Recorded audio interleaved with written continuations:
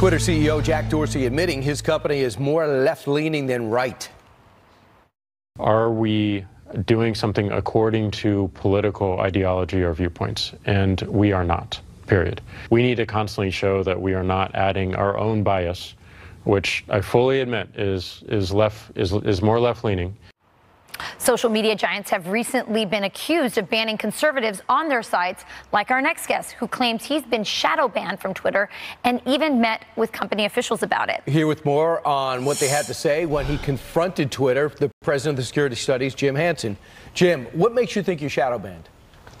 Well, I am. It's not a question of whether we are or not. There's a tool you can use to test your account that shows whether or not the Twitter quality filter is in effect for your account. Now, what happens is Twitter's CEO is correct when he says they didn't build a tool to discriminate based on viewpoint, but they built a tool that ends up doing that anyhow.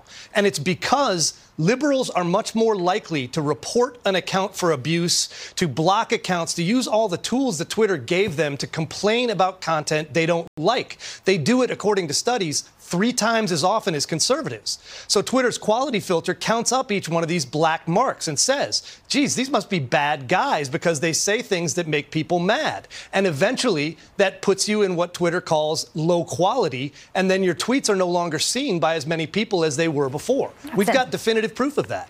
Wow. Okay, so first of all, statement from Twitter spokesperson, they say we do not shadow ban. We are aware that some accounts are not automatically populating in our search box and shipping a change to address this.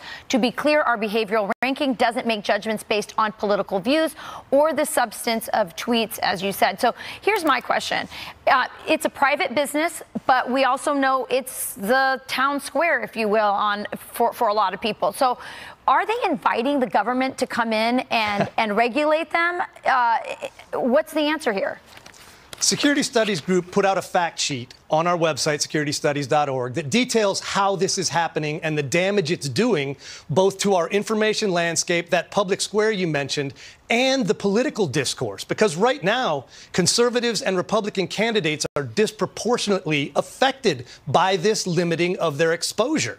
Consequently, that is some kind of in-kind contribution by Twitter to Democrat candidates and causes. So we're sending that fact sheet to the Federal Elections Commission. We're sending it to the Security and Exchange Commission because Twitter, even though they're a private company, is publicly traded. Therefore, when they say things that are demonstrably false, like they're not shadow banning, then they're lying to their shareholders and the public.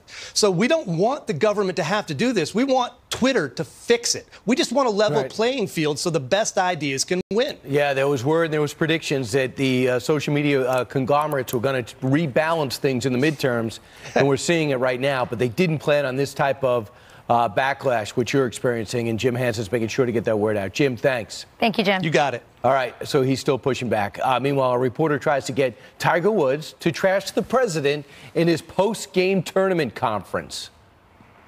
He's the president of the United States, and you have to respect the office, and no matter who's in the office. They asked him like 9 separate times the same question. More on that exchange coming up. Plus, a veteran volunteer group helping pick up the pieces from Hurricane Harvey 1 year later. Janice Dean flew down to Houston for a first-hand look, and she gives us an update next.